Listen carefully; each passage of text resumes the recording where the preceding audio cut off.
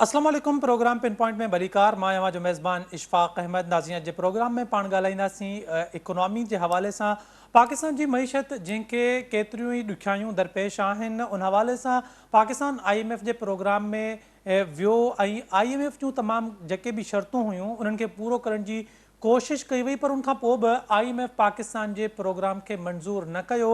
ऐं हिन महीने में जेका IMF पारां हिकु लिस्ट जारी कई वई आहे एग्ज़ीक्यूटिव बोर्ड जी, उन में पाकिस्तान जो को बि नालो न आहे। पाकिस्तान जे हवाले सां का बि मीटिंग न थींदी।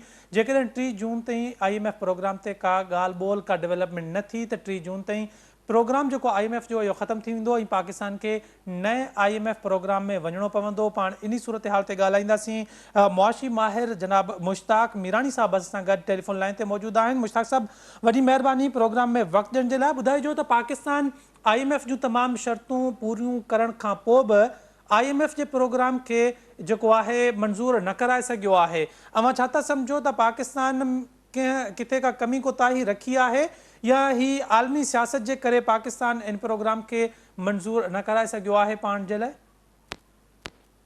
हिन जा अशफ़ाक़ ॿ पहलू आहिनि। हिकिड़ो त जेको ज़ाहिरी अचे पियो, मीडिया में बि अचे पियो, पाकिस्तान गवर्नमेंट जेका उहा बि स्टेटमेंट कढंदी रहे थी, IMF बि कढंदी रहे थी, ऐं अल्टीमेटली जेको डाल जी ताज़ो जेके बयान आहिनि उन मां साफ़ ज़ाहिर आहे त असां IMF जे हवाले सां सभु कुझु कयोसीं, पर उहो मञण लाइ तयारु कोन्हे को। ऐं इन में जेको आहे सो इंटरनेशनल पॉलिटिक्स इनवॉल्व आहे ऐं असां ॾोहो कोन्हे को। उन्हनि जा रीज़न्स के ॿिया थी सघनि था। ऐं तव्हांखे सॼी ख़बर आहे त जॾहिं बि IMF सां को सिस्टम हूंदो आहे त उन जा इंटरनली बि डिस्कशन हूंदा आहिनि जेके ॿई धुरियूं ज़ाहिर करण लाइ तयारु न हूंदियूं, छाकाणि उहे सेंसिटिव इशूज़ हूंदा आहिनि। तो हाणे असां जेके असां शहरी आहियूं, असां नथा चई सघूं त कहिड़ा इशूज़ आहिनि जेके बिहाइंड द कर्टेन, माना परदे जे पोयां अहिड़ियूं आहिनि जेके ॿई जेके हुकूमतूं नथियूं IMF ऐं पाकिस्तान गवर्नमेंट नथी करे। यकीनन उहे सीरियस मसइला हूंदा, नॉर्मल मसइला, सीरियस मसइला हूंदा। ऐं इन जे करे तमामु घणो पाकिस्तान जो अवाम बि परेशान आहे, हुकूमत बि परेशान आहे, पाकिस्तान जा जेके दोस्त आहिनि उहे बि परेशान आहिनि, छाकाणि सभिनी जो इहो आहे त पाकिस्तान IMF जा जेके तालुकात बहितर थियनि ऐं उन जेको आहे सो लोन आहे उहो स्मूथली फ्लो करे, त जीअं पाकिस्तान जेको आहे सो डिफॉल्ट खां बची वञे। इहो कोई बि न चाहींदो त को ख़ासि करे पाकिस्तान जहिड़ो मुल्क जंहिंमें 24 करोड़ माण्हू था रहनि उहे कंहिं ॾुखे सूरत हाल सां मुंहुं ॾियनि। मुश्ताक साहब, पाकिस्तान जो जेको प्रोग्राम मंज़ूर न करण, जीअं अवां ॿुधायो था त कुझु मामलात आहिनि अहिड़ा त पाकिस्तान रूस जे वेझो थियो आहे, रूस सां तिजारत वधाई अथसि इन करे, या चाइना पाकिस्तान जे वधीक क्लोज़ आहे इन जे करे IMF जे प्रोग्राम में रुकावटूं पियूं अचनि? मां नथो सम्झां, छाकाणि त पाकिस्तान हिकु सॉवरेन कंट्री आहे, ख़ुदि मुख्तियार कंट्री आहे। जेकॾहिं हुनखे कंहिं हिकिड़े अदारे जे तरफ़ां तॾहिं बि ॿुधायो आहे त IMF UN जो अदारो वारो कोई इंडिपेंडेंट लोनिंग एजेंसी कोन्हे का। त जेका ज़ाहिर आहे पाकिस्तान जेकॾहिं हिकिड़ी जॻह ते हुनखे दरवाज़ा बंदि था थियनि, हू ॿिए हवाले सां ज़ाहिर आहे त इन तेल जे करे पाकिस्तान चाइना ऐं रशिया जा सुठा तालुकात आहिनि, तंहिंजे करे इहो थी सघे थो। ऐं रीजनल जेका आहे सा इकोनॉमिक्स हले थी पई, रीजनल मुआदा हलनि था पिया ऐं रीजनल हिक ॿिए जी सपोर्ट हूंदी आहे, हुन में नई ॻाल्हि न आहे, का ख़राबु ॻाल्हि कोन्हे। ऐं डेफिनेटली पाकिस्तान खे जेकॾहिं IMF नथो मिले त हुनखे सभु जेके तरीक़ा इस्तेमालु करणु घुरिजनि, सभु जेके ज़रिया इस्तेमालु करणु घुरिजनि त जीअं पाकिस्तान डिफॉल्ट में न वञे। मुश्ताक साहब, इहो ॿुधाइजो त जेकॾहिं पाकिस्तान हिन भेरे तमामु शर्तूं पूरियूं करण खां पोइ बि IMF प्रोग्राम जेको आहे या IMF खे मुतमइन न करे सघियो आहे, त ज़ाहिर आहे 3 जून ते इहो प्रोग्राम ख़तमु थींदो ऐं पाकिस्तान नए प्रोग्राम में वेंदो।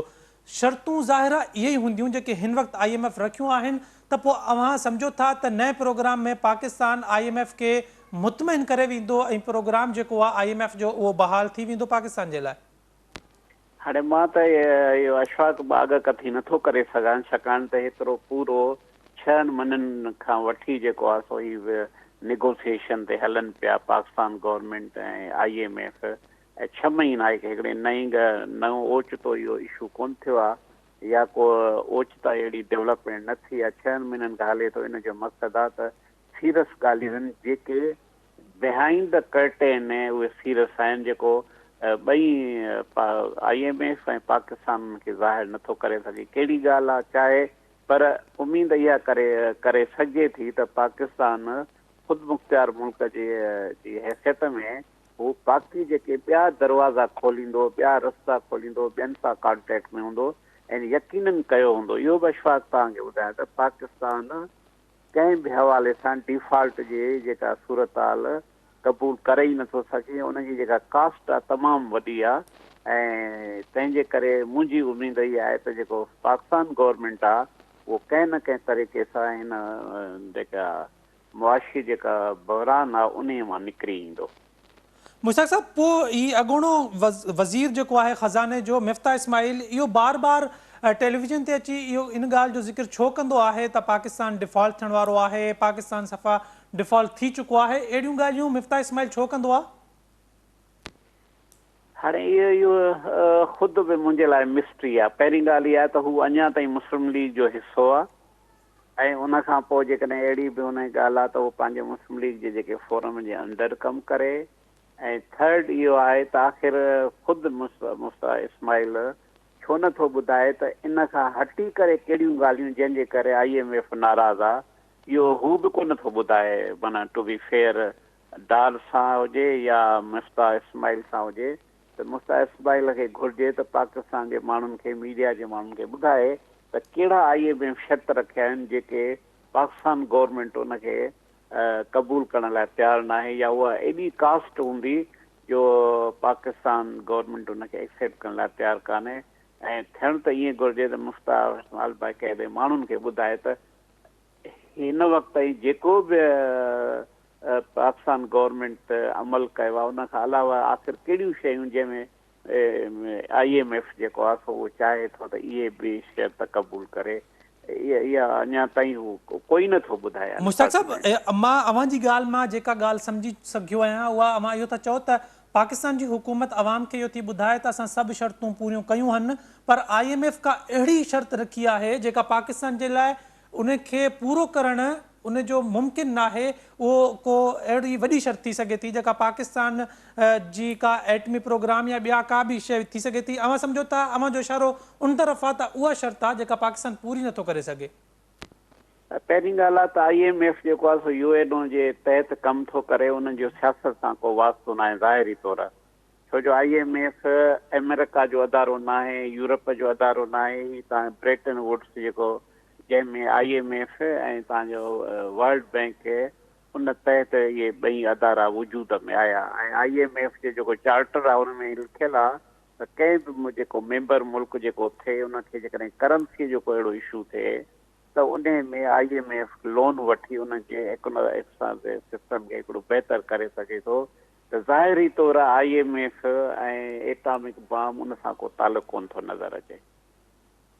मुश्ताक साहब, इहो ॿुधाइजो त इन सॼी सूरत हाल में इसहाक डार जो रवैयो जेको आहे, पर्सनल जेको उनजो ज़ाती रवैयो आहे, IMF जे हवाले सां जेका उनजी बयानबाज़ी आहे, उनखे अव्हां कीअं था ॾिसो?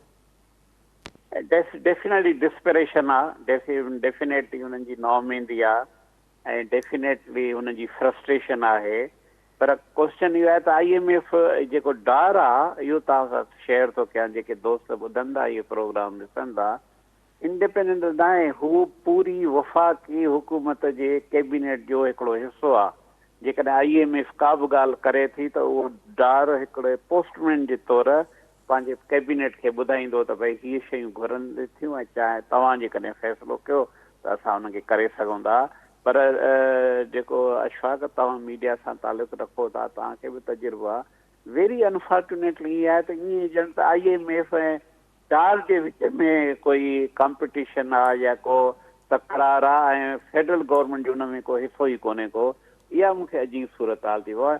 पर हिकु डार त हिकिड़ो लाइक अ पोस्टमैन आहे, तव्हां ख़त लिखंदव त हू मूंखे ॾींदो न, जॾहिं तव्हां ख़त ई न लिखाए ॾींदव त मां कीअं ॾींदुमि। त जेकॾहिं IMF का अहिड़ी शइ चवे थी त यकीन हुनखे पंहिंजे कैबिनेट में उहो वज़ीर आज़म राइट कंदो, हुनखे ॿुधाईंदो भाई IMF असांखे इहे तरीक़े सां कुझु करे थी, ॿुधाए थी, मुतालबो करे थी, उहो असां कयूं या न कयूं। तंहिंजे करे इहो जेको सिस्टम आहे उहो इंडिविजुअलिस्ट ते न आहे, रुॻो डार ते न आहे। ऐं तव्हांखे इहो बि ॿुधाया, हिते अमूमन जेके तजुर्बिया जेके सोकाल्ड उर्दू मीडिया में जेके आहिनि उहे ईअं था फील कनि डार ऐं IMF जे विच ते को तकरार आहे, या जेकॾहिं को अहिड़ो IMF चवे थी त उहो डार येस कंदो या न कंदो। हीअ त फेडरल गवर्नमेंट जे कैबिनेट जो हिसो आहे, ऐं जेको बि आहे त ईअं सम्झो त वज़ीर आज़म ऐं फेडरल गवर्नमेंट जा उहे ई इन्वॉल्व आहिनि। हीअ डार त रुॻो उन्हनि जे लाइ पोस्टमैन आहे। मुश्ताक साहब, अवांजी ॻाल्हि बिल्कुलु सही आहे, पर काफ़ी शयूं अहिड़ियूं आहिनि जिन खे अवॉइड करे सघिजे थो मीडिया में आणण खां या मीडिया जे साम्हूं उहे ॻाल्हियूं करण खां, छाकाणि त काफ़ी मसइला IMF सां जेके ॻाल्हियूं आहिनि उहे डार जी ॻाल्हियुनि सां बि त ख़राबु थी सघनि थियूं न। जेकॾहिं हरूभरू जी कावड़ IMF ते हिकु त असां कर्ज़ था वठूं ऐं वरी जंहिंखां कर्ज़ वठूं था उन खे दाबा धमकियूं ऐं माना उन ते कावड़, त इहे शयूं ख़राबु त करे सघनि थियूं उन प्रोग्राम खे। ॾिसो अशफाक, जेकॾहिं का बि ज़िम्मेवार हुकूमत हूंदी न त पूरी ख़ासि करे जंहिंखे कर्ज़ खणण जी ज़रूरत हूंदी त उहो न चाहींदो त इंटरनेशनल अदारनि सां असांजो तालुक़ ख़राबु थिए, पर्टिकुलरली अक़वाम मुतहिदा जे अदारे सां।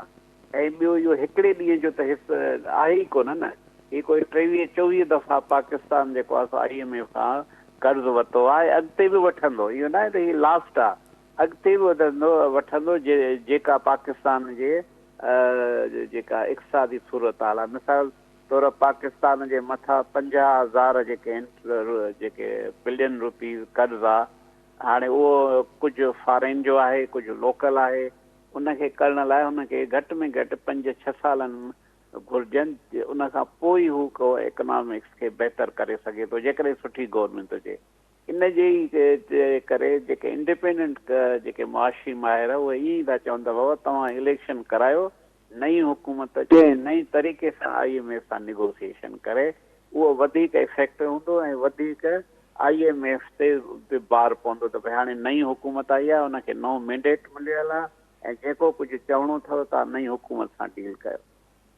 त अवां सम्झो था त IMF जो ही जेको प्रोग्राम बहाल न करणु, सभु शर्तूं पूरियूं हुजण खां पोइ बि उन में किथे न किथे इहा शइ बि शामिल आहे त ही हुकूमत जेका आहे नओं मैंडेट अचे त पोइ उन सां इहे ॻाल्हियूं कजनि, बजाए हिन हुकूमत जे जेका 2 महीननि खां पोइ वञणी आहे ऐं पोइ सुभाणे वरी जेको आहे उन्हनि ॻाल्हियुनि ते अमल दरामद न थिए। इन खां बहितर इहो आहे त का नओं मैंडेट वठी फ्रेश हुकूमत अचे जंहिं वटि 5 साल हुजनि, उन सां ॻाल्हियूं कयूं वञनि। हाणे एग्ज़ैक्टली त मां नथो चई सघां जो जेको मूंखे माना चइनि त मां 100% उहा इंफॉर्मेशन आहे, पर ज़ाहिरी तौरु लॻे इहे थो त भई बाक़ी वञी 40-50 ॾींहं गुज़रिया रहिया, हुन खां पोइ इलेक्शन थींदी, जो माहौल थींदो ऐं असां हिन सां कयूं, सुभाणे जेका ॿी जेका गवर्नमेंट अचे उहा असांखे न ऑनर करे, त पॉसिबल आहे, पर मां चई नथो सघां to be fair. Mushtaq Mirani साहब, वॾी महिरबानी प्रोग्राम में वक़्तु ॾियण जे लाइ। नाज़रीन, मुश्ताक मीरानी साहब जेके इकोनॉमिस्ट आहिनि, उन्हनि सां ॻाल्हि ॿोल पिया कयूं पाकिस्तान जी मुआशी सूरत हाल जे हवाले सां। त पाकिस्तान जो जेको IMF वारो प्रोग्राम हुयो उहो जेको हिन वक़्त ताईं मंज़ूर न थी सघियो आहे। पाकिस्तान हुकूमत जी दावा आहे त हुन IMF जूं ॾिनल तमामु शर्तूं पूरियूं कयूं आहिनि, पर उनखां पोइ बि IMF जेको आहे पाकिस्तान जो ही प्रोग्राम कर्ज़ वारो जेको आहे उनखे मंज़ूर न कयो आहे। ऐं जून महीने जी जेका IMF पारां हिकु लिस्ट जारी कई वई आहे, जेका एग्ज़ीक्यूटिव बोर्ड जी लिस्ट आहे, उन में पाकिस्तान जो नालो शामिल न आहे, जंहिंजो मतिलबु आहे त हिन पूरे महीने में जेके बि IMF जूं मीटिंग्स थींदियूं, जेके बि मुल्क या जेके बि इदारा IMF खां कर्ज़ हासिल करणु चाहिनि था, उन्हनि जे हवाले सां उन में पाकिस्तान जो नालो शामिल न आहे।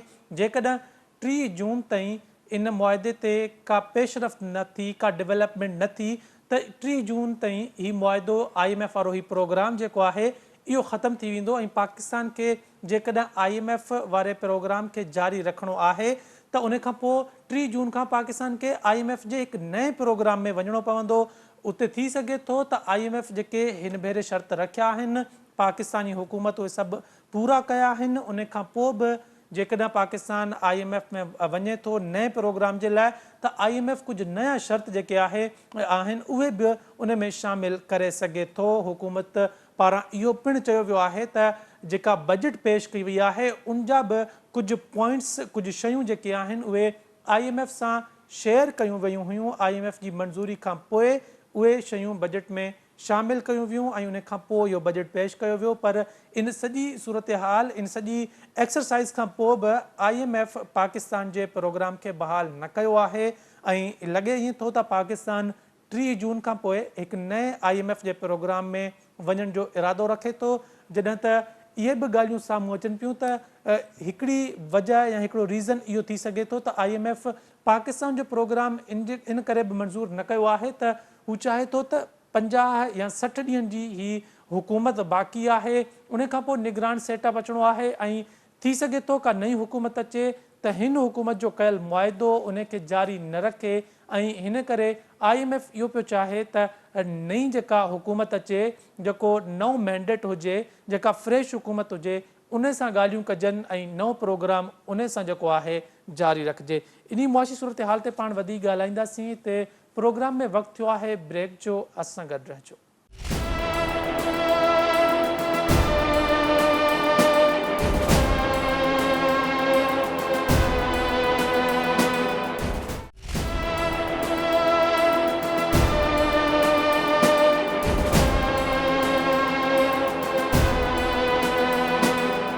नाज़रीन, प्रोग्राम में हिकु दफ़ो ॿीहर भली कार। अॼु जे प्रोग्राम में पाण पाकिस्तान जी मुआशी सूरत हाल जे हवाले सां डिस्कस पिया कयूं।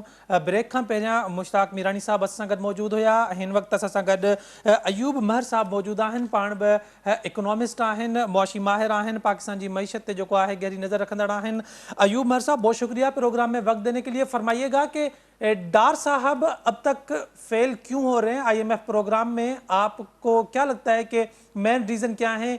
IMF की तरफ से कोई सियासत खेली जा रही है या डार की तरफ से कोई कोताहियां हैं? देखिए, इंटरनेशनल अदारों में ये कहना कि इंटरनेशनल फाइनेंशियल इंस्टीट्यूशन जो है वो कोई सियासत कर रहे हैं, वो पॉसिबिलिटी नहीं होती। उसकी वजह ये कि ये इंटरनेशनल जो मैकेनिज्म है फाइनेंशियल इंस्टीट्यूशन का, उसमें IMF के जो मकासद हैं उसमें ये है कि इसकी जो मेंबर कंट्रीज हैं, पाकिस्तान भी इसकी मेंबर कंट्री है, जो मेंबर कंट्रीज हैं वो अगर खुदा न खास्ता डिफॉल्ट की तरफ जा रही होंगी तो उसको रेस्क्यू करना एक तरह से IMF का काम है। वो देखता है कि इस कंट्री के फॉरेन एक्सचेंज रिजर्व इतने कम हो गए हैं कि वो अपनी लायबिलिटीज, फॉरेन लायबिलिटीज पूरी नहीं कर पा रही आने वाले 6 हफ्तों के दौरान। तो वो फिर उस सूरत में उस कंट्री के लिए लैंडिंग अरेंज करता है। लेकिन अगर सूरत हाल बहुत ज़्यादा ख़राब हो किसी कंट्री की कि IMF की जो लिमिटेशन है लैंडिंग की, वो लैंडिंग करते फिर भी सूरत हाल ख़राब रहे, तो उस सूरत में फिर IMF लैंडिंग नहीं करता, बल्कि वो अपनी शराइत रखता है कि आप बाकी जो आपका डेफिसिट होगा वो कहाँ कहाँ से पूरा करेंगे।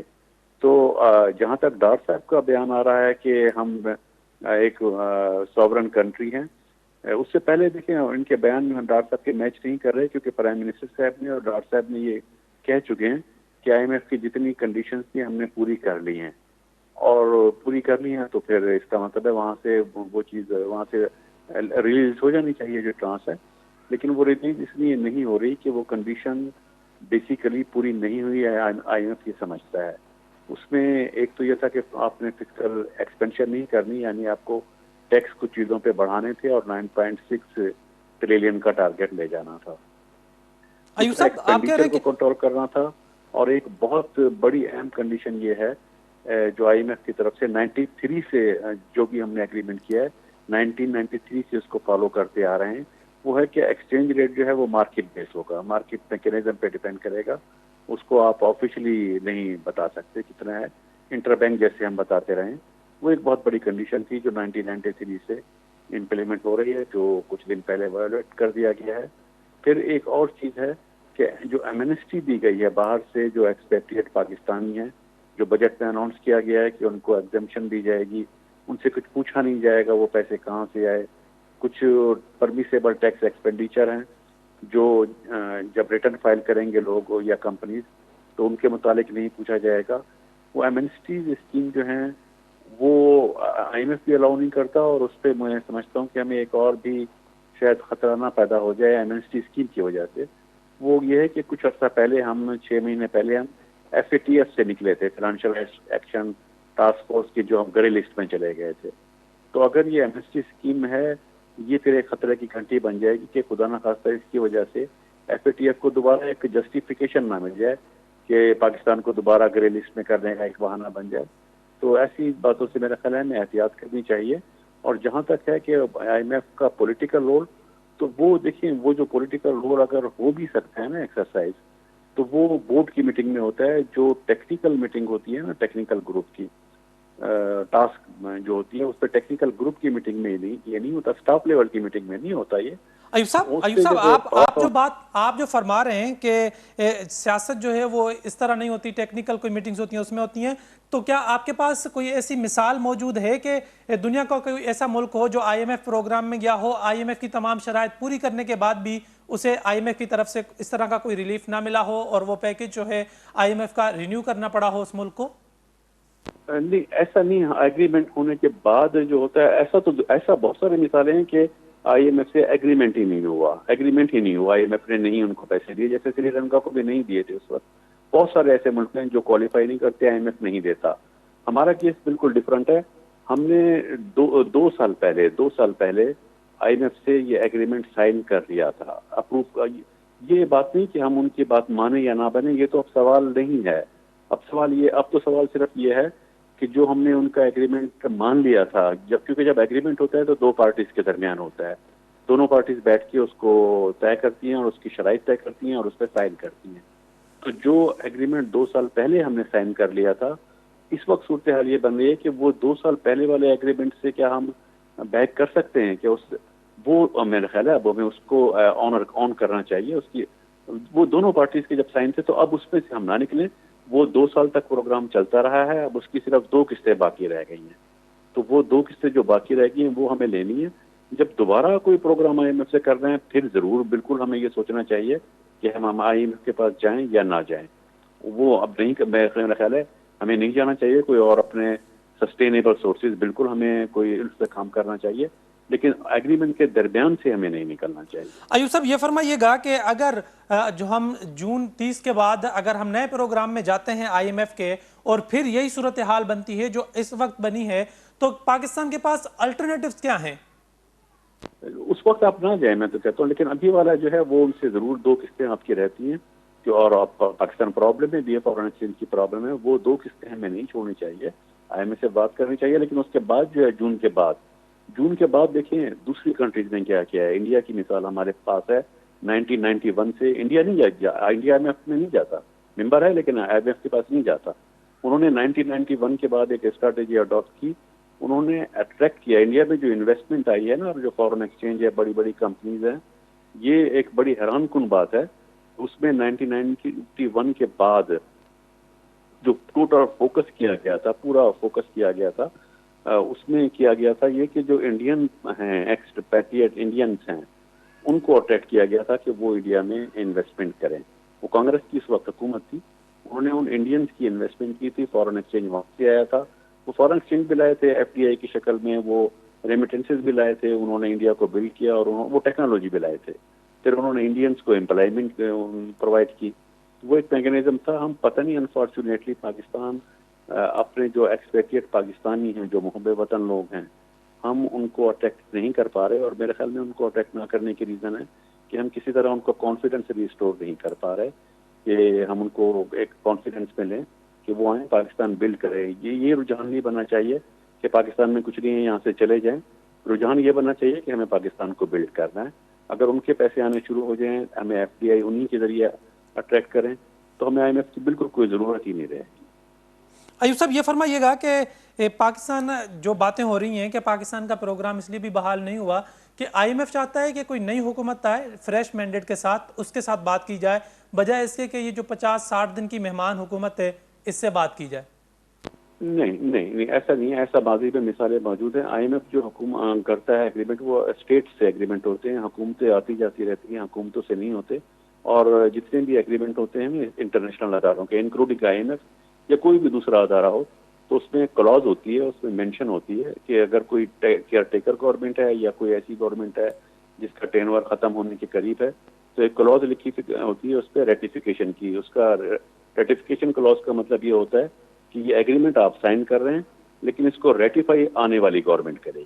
یہ کلوٹ ہوتی ہے.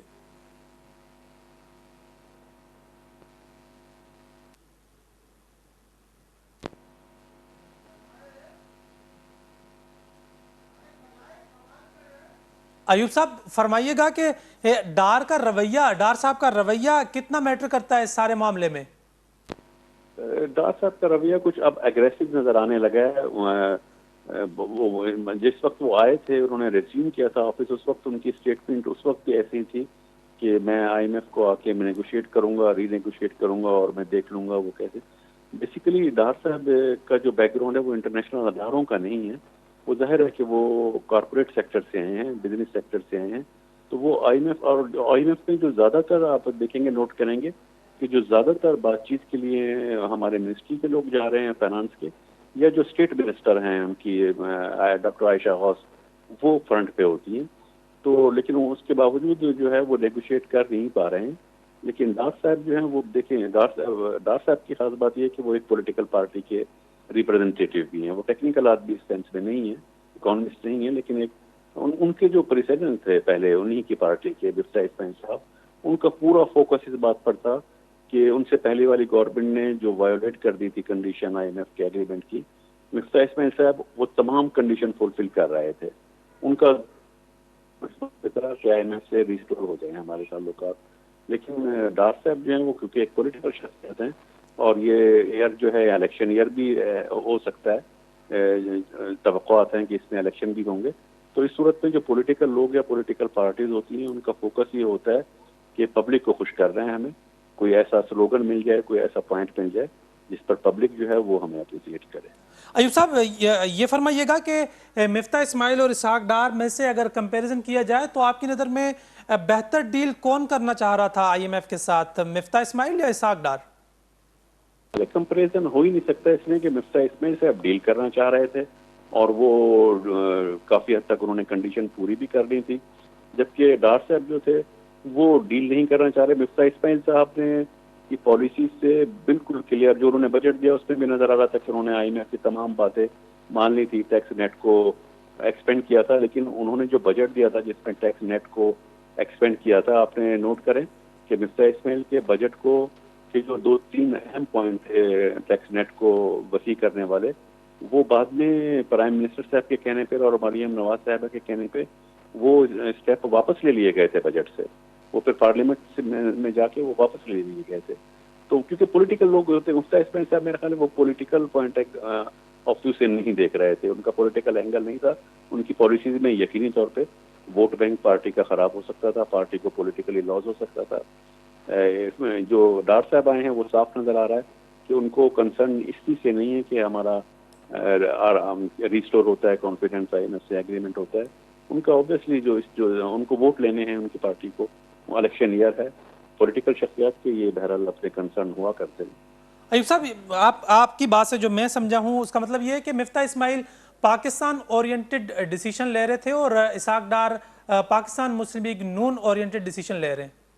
یہ کہہ سکتے ہیں, لیکن اس کو زیادہ اگر میں زیادہ اس کو کنفائن کریں تو مفتاح اسماعیل صاحب جو تھے وہ لانگ ٹرم دیکھ رہے تھے آنے والے دور میں, اور یہ شارٹ ٹرم چیزیں دیکھ رہے ہیں کہ امیڈیٹلی ہمیں شارٹ ٹرم کیا بینیفٹ ہو سکتا ہے. ایوب صاحب آخر میں یہ فرمائیے گا کہ آپ کو تو نہیں لگتا نا کہ پاکستان خدا نخواستہ کبھی ڈیفالٹ کرے گا ایسی صورتحال میں؟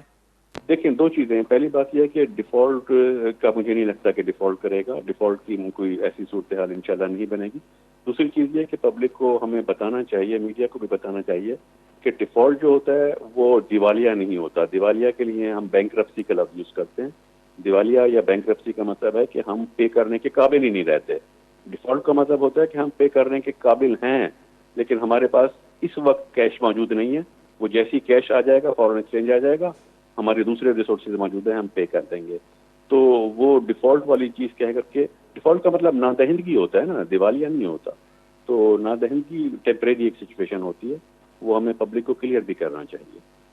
ایوب صاحب بہت شکریہ پروگرام میں وقت دینے کے لیے. ناظرین ایوب مہر صاحب اساں گڈ موجود ہویا, پان मुआशी माहिर आहिनि। पाकिस्तान जी इकोनॉमिक जेका कंडीशन आहे उहा हिन वक़्तु तक़रीबन गुज़िरियल 5-6 महीननि खां मुसलसल इहा ॻाल्हि पई हले त पाकिस्तान डिफॉल्ट करण वारो आहे। पाकिस्तान जी मुआशी सूरत हाल एतिरी बहितर न आहे ऐं मुस्लिम लीग नून सां ताल्लुक़ रखंदड़ अॻूणो वज़ीर जेको आहे मिफ्ताह इस्माइल उहो मुसलसल मुख़्तलिफ़ प्रोग्रामनि में इन ॻाल्हि जो ज़िक्र कंदो रहियो आहे त पाकिस्तान डिफॉल्ट करे सघे थो, पाकिस्तान डिफॉल्ट करण वारो आहे।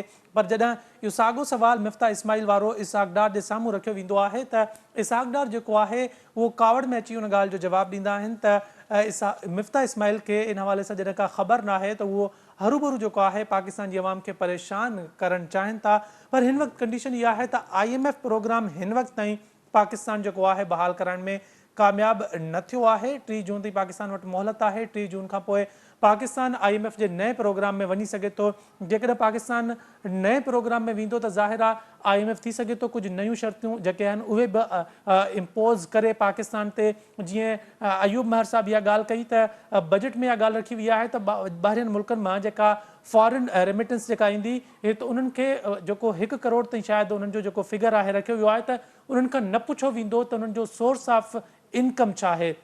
जंहिंखां पोइ इहा बिल्कुलु जेका आहे उहा हक़ीक़त आहे त पाकिस्तान ते हिकु भेरो ॿीहर जेको FATF वारी ग्रे लिस्ट असां जेको पाकिस्तान 6-7 महीना पहिरियां ग्रे लिस्ट मां निकिता आहियूं उहो वापसि उन हवाले सां सवाल उथणु शुरू थींदा त पाकिस्तान में जेका बि पैसनि जी अचवञु थिए पई उन हवाले सां चेक इन बैलेंस जेको आहे उहो हुजणु ज़रूरी आहे त जीअं को बि पैसो जेको आहे जेका मनी लॉन्ड्रिंग वारे हवाले सां ज़िक्र हुयो FATF में त उहो जेका आहे उन शइ खे रोके सघिजे ऐं जेको टेररिज़म जे लाइ फाइनेंसिंग पई थिए मुख़्तलिफ़ जायुनि तां उन खे बि रोकथाम जेको आहे FATF जे उन जेको आहे पैरामीटर्स में या उन्हनि ग्रे लिस्ट मां निकिरण जे लाइ इहो पैरामीटर्स हुयो त तव्हां इहे शयूं जॾहिं ॾिसंदो ऐं इन्हनि खे कंट्रोल कंदो त ग्रे लिस्ट मां पाकिस्तान निकिरी सघे थो। पाकिस्तान उन सभिनी शयुनि खे कंट्रोल कयो ऐं पाकिस्तान जेको आहे ग्रे लिस्ट मां निकितो। पर हाणे जॾहिं इहा ॻाल्हि बजट में कई वई आहे त ॿाहिरिनि मुल्कनि मां पाकिस्तान जेको बि पैसा मोकिलींदो त हिकु ख़ासि हद ताईं उन्हनि खां उन्हनि जी जेका आहे सोर्स ऑफ इनकम न पुछी वेंदी। त अहिड़ी सूरत हाल में टेरर फाइनेंसिंग जेका आहे उन जो बि ख़दशो ज़ाहिर थी सघे थो। मनी लॉन्ड्रिंग जे हवाले सां बि जेके आहिनि उहे बि सवाल उथी सघनि था त इहो हिकु सुठो पॉइंट आहे त इन ते IMF जेको आहे पाकिस्तान खे इहो चयो आहे त इन ते कमु कयो वञे या इन हवाले सां चेक इन बैलेंस जेको आहे उहो रखियो वञे। अॼु जे प्रोग्राम में एतिरो ई। पंहिंजे मेज़बान इशफाक अहमद खे ॾींदा इजाज़त। अल्लाह हाफ़िज़।